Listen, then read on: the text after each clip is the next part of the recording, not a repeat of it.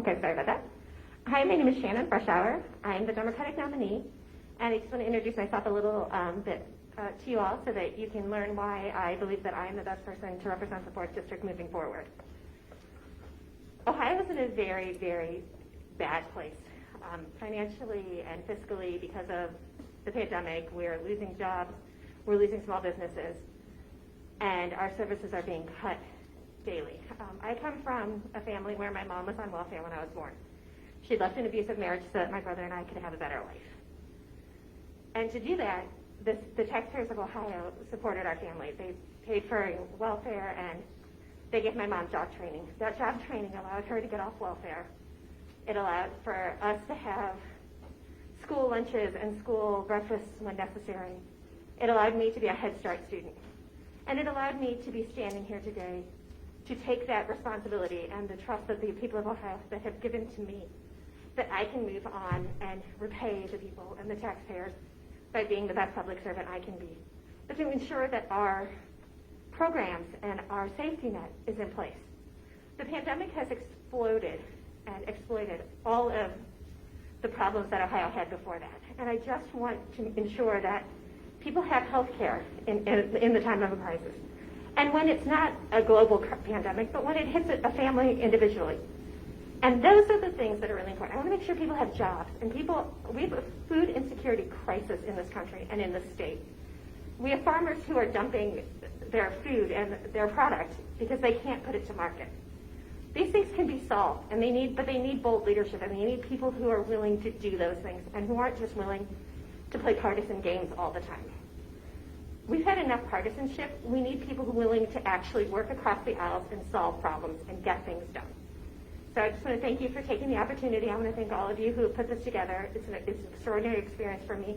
Thank you all so much. Mr. Jordan, 3-minute introduction, please. Thank you, Randy. Ms. Freshour, for Mr. 2 Jordan minutes. just basically lied to all of you. Standing here, he lied. He supported the president's budget, which was announced in January. That budget called for an $800 billion cut to Medicare, Medicaid, and Social Security. He was the one who carried the water on it. That's just a fact. The president's budget and the president's actions that he says he's going to, the president always keeps his word. He said he was going to eliminate the payroll tax or roll back the payroll tax. The payroll tax is what funds Social Security.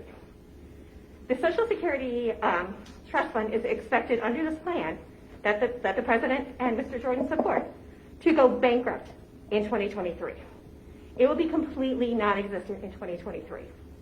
That is simply a fact. We need to elect people who are going to protect Social Security, who have a history of fighting to protect Social Security, not of people who are willing to stand up here and lie to you and tell you what you want to hear now and then go do the exact opposite. Mr. Jordan said that politicians or that elected officials should be held accountable.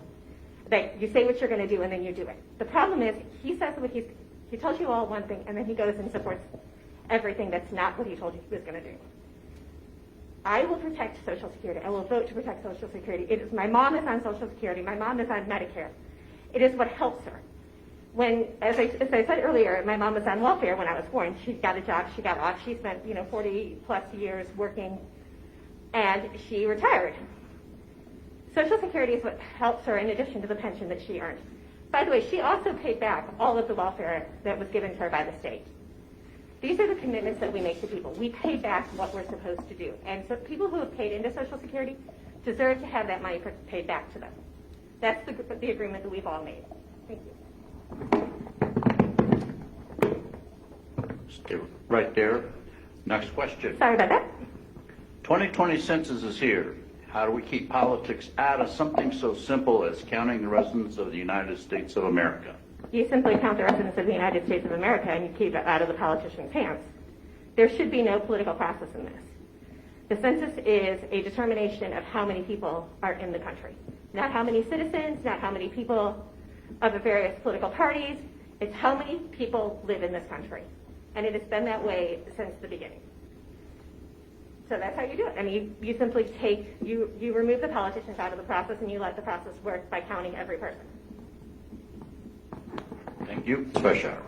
As a Catholic, this is always an issue for me. I am absolutely pro-choice. I believe that I don't have the right to make the decision for a woman that she needs to make with her doctor. I'm sorry about my mask. I'm just trying to make sure that I keep everyone safe because I want to ensure that I don't have my test results back, and I've been really open about that. I'm waiting for them. I'm supposed to get them tomorrow. I was unable to get a rapid test. But as a Catholic, we're taught the pro-life doesn't mean abortion. It means a natural birth to natural death. That means the death penalty. The Pope just released an encyclical 2 days ago where he called the death penalty basically the equivalent of abortion. You don't do it. We also believe that you feed children and you ensure that they have food. You ensure that people have health care. You ensure that they have access to the things that they need to thrive, education. People have jobs and they have dignity. It is not always simply about whether or not we're going to control what a woman's medical decisions are, and the ones that she makes with her doctor, be it for her health or for her mental health or for whatever reason. These are really, really complicated issues, and they should not be handled in a political sphere. These are medical decisions, and as we've learned anything in this pandemic, we can't trust politicians with our medical advice. They don't do it well. We need to ensure that women have access to health care, but we also need to ensure that women who want to have pregnancies and have babies have access to the best prenatal care. Because that's the other thing in this that's a problem. Mr. Jordan has a history and absolute support of repealing the ACA. One of the reasons that the ACA is important is because it provides prenatal care. Thank you. Next question. Pennsylvania courts have recently stopped the governor's power to order business closures. In my opinion, the Ohio governor has also abused his power. Agree, disagree? How do we rein him in? I think that where we are right now is in a global pandemic. There's the president, the entirety of the Joint Chiefs of Staff are all now in quarantine. The First Lady's in quarantine. The White House communications staff is in quarantine. Multiple senators and House members are in quarantine because of access to, because of their being part of clusters of this disease.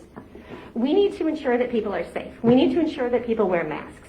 We need to ensure that for businesses to open, we're all doing our part. Mr. Jordan just says, open everything up. If we open everything up, we are going to kill thousands and thousands and thousands and thousands of extra people that we don't need to kill. We need to ensure a safe environment where business can open and that they're taken care of for things like restaurants that can only open to partial capacity. This is part of what our agreement should be with people, is to protect them. Mr. Jordan just gave a very nice speech about how the most important thing is life and liberty, and life is the most important. He's right. That applies to this pandemic too, and ensuring that people survive it. That is our requirement. Ms. Freshour, 2 minutes. I want to first comment. Mr. Jordan just said, he gave a very nice speech about how we need a plan for health care. He's been in Congress for 10 years. For 12 years. The ACA has been in Congress for 10 years. It's been enacted 10 years. Where's this plan? He's never offered a plan. We passed it last Congress. You voted against that one. No, we passed it last Congress, and John McCain went thumbs Please, down. Mr. Jordan, no, it's her time. It's a fact. There's no plan. There's no plan in this Congress right now to pass health care. Then I've been asking for it for weeks now. Where's the plan? But to get back to the broader question of racism in our society, all lives do matter. We absolutely know that. But part of believing that all lives matter is believing that Black lives matter and that people have suffered incredible indignities for being Black. For example, there is a man who was in a town in Texas the other day who was stopping a woman from being beaten in a convenience store gas station. When the police came, they tased the Good Samaritan, they shot him, he was dead, and the police officer was arrested for murder this morning because even the Texas Ranger said there's no justification for why this person was shot. We live in a society where we are not equipped to handle all of the social ills that we need to fight for. But we also need to understand that we have a responsibility to ensure a more equal and just society. Mr. Jordan likes to talk about rioting and looting and things like that. He doesn't like to talk about the fact that the majority of that, according to the FBI and our federal law enforcement and local law enforcement, is being done by right-wing extremists. Something like 97% of Black Lives Matter rallies were peaceful. This is being done by studies who've confirmed that. So I just want to make sure that we're talking about the same thing. Mr. Jordan says about debates, but we're having one right now, and facts are important when you're debating. Next question, Ms. Freshour. Sorry about that? Mail-in ballots, Yes. yes or no? Why? Is it safe? How do we verify them? Frank LaRose, who's the Attorney General, who's the Secretary of State, who's a very Republican Secretary of State, was on CNN this morning saying, Ohioans have been voting by mail for 20 years. It's completely safe. In Ohio, we do signature matches. I am waiting for my ballot to come in the mail today. Hopefully it's here today so that I can vote. But this has only become an issue because Republicans are scared that people are going to not vote for them. And if they can eliminate people from voting, if they can strip you from your right to vote and your right to make a free choice, they don't have to give up power. This is all about giving up power. So I want to ensure that people know mail-in balloting is safe. Republican attorneys generals and Secretary of State say that. Republican governors say that. This is simply a one-person fight to try and avoid having to deal with the consequences that people don't like him and don't want to vote for him. 2 minutes. Republicans have been saying they're coming to take your guns my entire life. At no point have Democrats come to take anyone's guns. The only time Democrats have even talked about taking people's guns, and it's only either when they're violent criminals and they have a history of domestic abuse or violent crime, whether it be for their wives or their girlfriends, their boyfriends, their husbands, or when someone is having a mental health crisis. 60% of gun deaths in America, over 60% of gun deaths in America, are by suicide. They're suicide gun deaths. Making sure that someone can't access a weapon while they're having a mental health crisis is a pro-life stance. Ensuring that someone comes out of a mental health crisis is a pro-life stance. Believing that everyone should have universal background checks when they buy a gun is a common sense stance, and 90% of Ohioans support that. 86% of white, rural Republican men who own guns support that. Because ultimately what it ends up being is you don't want anyone to come take your guns. That includes your 15-year-old grandson who's having a mental health crisis. These are things that are important. Mr. Jordan just started talking about conspiracy theories and ranting and defending the president on a question about how this impacts the person who asked the question. But that's what Mr. Jordan does. He never deals with the question of how it impacts the people of the 4th District. He doesn't talk about that. He is so obsessed with his hits on Fox News and being on Air Force One that he has a constituency of one person at this point, and it's the president. He doesn't care what happens to this district. And that, to me, is the overarching reason he should not be reelected.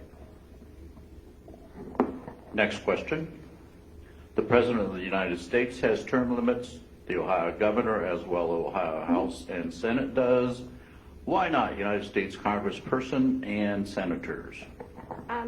I believe that there shouldn't be term limits now. This is a position where Mr. Jordan has changed his position. When he first ran for Congress, believed in term limits. Now that he's going for his 8th term, he no longer believes in them. I'm telling you up front, I don't think that they work for a variety of reasons. Understanding how legislation impacts people's lives takes time. Understanding the consequences, not just of intended but unintended consequences, and understanding the importance of legislative language is important. The reason I don't support term limits, though, is primarily because it makes lobbyists much more powerful than they even are now, because they're the people who are going to be in a cycle. You're going to go and you're going to get elected for a couple of terms, you're going to be term limited out, and then you're going to go on and lobby. And we see that in the State House now. We see how much term limits have hurt our state legislature. I'm fine. I'm not even particularly, I don't know that we don't necessarily need term limits for the governorship and for the presidency either. But what we do need to do is understand that every election is a term limit. This job is, there's this thing called the gig economy about people who drive DoorDash and things like that. This is a gig economy job. It is a temporary job with really good benefits. And that's how you should always think of it, because you always have to go back and renew your contract with the American public and with the voters of your district. And that's what's really important. Term limits exist in the system already. Freshour. Mr. Jordan just told you a lot of reasons why the administration should vote for him. He didn't give you a reason why you should vote for him. He didn't tell you what he was going to do for the 4th District. He didn't talk about bringing jobs back. And he didn't talk about fighting for health care. And he didn't talk about improving our schools and making sure that we have the best economy that we can possibly have. He didn't talk about those things because he doesn't care about those things. As I said earlier, I come from a family where the social safety net saved us. I mean, it literally saved us from entrenched poverty. And it allowed us to move to the middle class. That's what it does for families. The fact that we are shredding it is what terrifies me, and it's why I run. The reason I am part of, the reason that I am part of this race is because I want to ensure that we have people who are protecting jobs and protecting the economy and protecting workers and ensuring that workers have the benefits to survive, that they have health care, that they have retirement pensions, that Medicare and Medicaid and Social Security aren't sacrificed to billionaire tax cuts. And that's what's happening. But also to ensure that the generations that follow me don't have $1 trillion of added debt because we gave a tax cut to the billionaires. And by we, I mean Mr. Jordan. Where the average Ohioan got 2 cents of tax relief in the 2017 tax bill. And we got a whole lot of the bill that's going to come due eventually. Today, they announced that the trade deficit has hit its highest rate since April of 2006. We are in a crisis now, and we need people who are going to be serious, who aren't going to sit up here and talk about conspiracy theories and nonsense and how that they can fight to protect the president. That doesn't make your life better. It doesn't save your life. It doesn't help your children get a better education. It doesn't help you get a better job, and it doesn't help you hold on to your house if a crisis hits and a pandemic hits. These are the things that a representative of the 4th District needs to focus on. And that is what I am focused on. Next question. I've recently heard that Neil Armstrong Airport is averaging 30 to 40 departures and landings daily. Obviously, this is not a high percentage of recreational flyers. That means it's a strong draw for new business. How do we get more federal money to help it continue to grow, attract more businesses to the area? An example being Pratt in Wapakoneta. Well, you first of all don't have a congressperson who actively works against bringing jobs to our district and to our state. When the president attacked Goodyear and threatened to boycott Goodyear, Mr. Jordan was right there cheering him along. Those are Ohio jobs, and those are good-paying jobs that sustain families. But a couple of the things that we really need to do is we need to work with our unions and we need to work with our school districts to ensure that when business is brought into our communities, that we've got the skilled labor that can handle it. And we need to treat blue-collar work on par with white-collar work. There is nothing innately wrong with doing blue-collar work. They provide good jobs, and they support families. And people who work in blue-collar work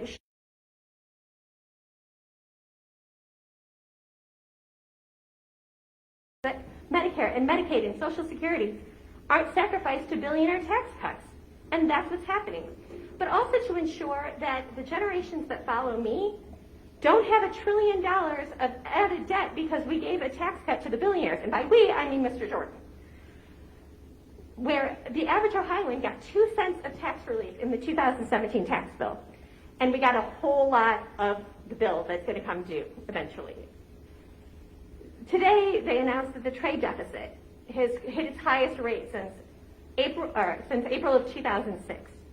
We are in a crisis now, and we need people who are going to be serious, who aren't going to sit up here and talk about conspiracy theories and nonsense and how that they can fight to protect the president. That doesn't make your life better. It doesn't save your life. It doesn't help your children get a better education. It doesn't help you get a better job, and it doesn't help you hold on to your house if a crisis hits and a pandemic hits.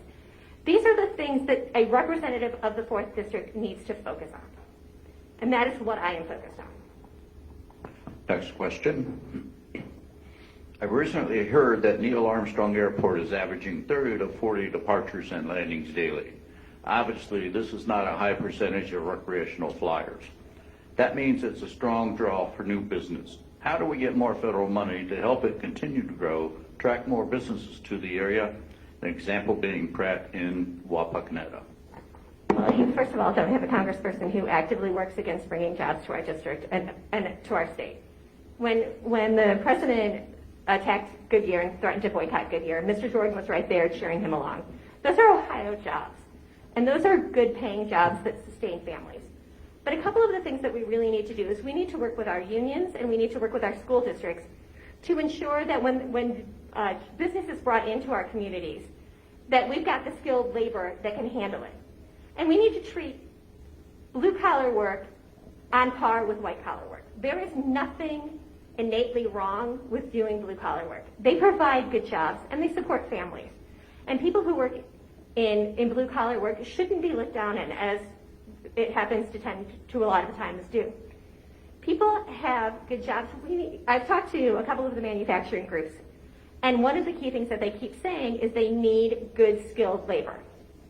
And we can do that if we work on having school districts that have good vocational programs, and that we make targeted tax breaks so that people can bring jobs in, and so that we ensure that these things are happening. But we need people to actually do those jobs and not do the bidding of the president. First of all, Mr. Jordan keeps talking about we wanted to fund that he claims that they wanted to fund the police, that they wanted to fund the police. He literally voted to defund the police as part of what was called the HEROES Act that was passed the House. It contained a money for communities to be able to pay first responders and police officers, firefighters, teachers. And he voted against that bill. It was part of a COVID response effort. So we can have this discussion about voting to defund the police, but that's your record. That's not mine. What I think is the most important thing that we need to talk about, I think that question referenced Breonna Taylor, correct? Okay. It's really important to understand what happened in that case. The warrant that they had the person in custody at the time that they shot into this person's house. They broke into the house, and Kentucky is a stand your ground state. The gentleman fired his weapon. He called 911, said there's someone breaking into my house, and he fired his weapon as stand your ground allows. That then the police then shot in response because they were scared. And the reason I bring this up, and it's really important, is because there is an enormous amount of unprocessed trauma that police officers suffer. And part of that reason that they have this is because Mr. Jordan likes to say that the liberals did this and the left does that. Conservatives cut budgets. And so they cut budgets for social programs and social workers and addiction aid counselors and all of those things. And they threw that on to the police. And they have the police handling everything now. A huge part of making police officers' lives easier is having them work with people who are actually trained to handle some of the situations that we now just hand off to police officers with no additional training. So what we need to do is reimagine how police works, because we need to ensure that police have the proper mental health care to deal with the trauma that they suffer every day on our behalf. And we need to ensure that they have people who are experienced in the different fields, be it addiction or domestic violence or child abuse, that they can have it worked out in a collaborative effort. But that requires money. Next question. Last question before we go to 3-minute summations. Okay. It appears that police unions shield officers that have abused the use of force in recent riot control efforts. Mm-hmm. How do we reduce the union's ability to shield bad apples? I don't think that it's necessarily a union versus public versus government issue. Just last night, I was reading that Attorney General Yost, who's by no means a leftist liberal, is working with the police union to create a system where there's an enormous amount of job training and professional licensure for police officers, so that they can't go from point A to point B and hop around. Bad cops can't get fired in one department and get hired in another one. There's going to be a record of it. And that's a really, really important thing. So what we need to do is ensure that police officers are working as part of the community, that they are part of the process. But we need to ensure that we're keeping public safe. Sure, absolutely. I want to thank you all for coming again, and thank you for being a great audience and really listening and engaging. And that's really, really helpful to me. And I want to thank Mr. Jordan for a spirited debate. I think it's really important that we do debate and we do talk about these things. And it's important that as a representative, you have a chance to ask questions to your representative. It is important that town halls are held. It is important that people ask questions, and they are allowed to hear the answers, and they are involved in the process of governing. I want to take this opportunity again to thank everyone who's participated, but I want to take this opportunity to thank all of the voters out there who are trying to figure out what the best thing is to do for their families. I know how hard it is, and I know that people are doing research. We keep seeing lines around the block for today for people who are voting across the state. And that is so inspiring to me. It's inspiring. It should be, I'm assuming, inspiring to Mr. Jordan as well. When we do this, we're asking for you to trust us, and we're asking for you to believe in us. And the best way that I can do that is to tell you that I know where you're coming from because I'm where you are. I am not some, multimillionaire kid who's always had everything handed to them. I've worked really hard for the things that I've gotten, and I've gotten help from the government at times, and I desperately want to be able to pay back the taxpayers of Ohio for the trust that you have ensured in me. And I want to make sure that we have a representative who actually represents this district and not 1600 Pennsylvania Avenue.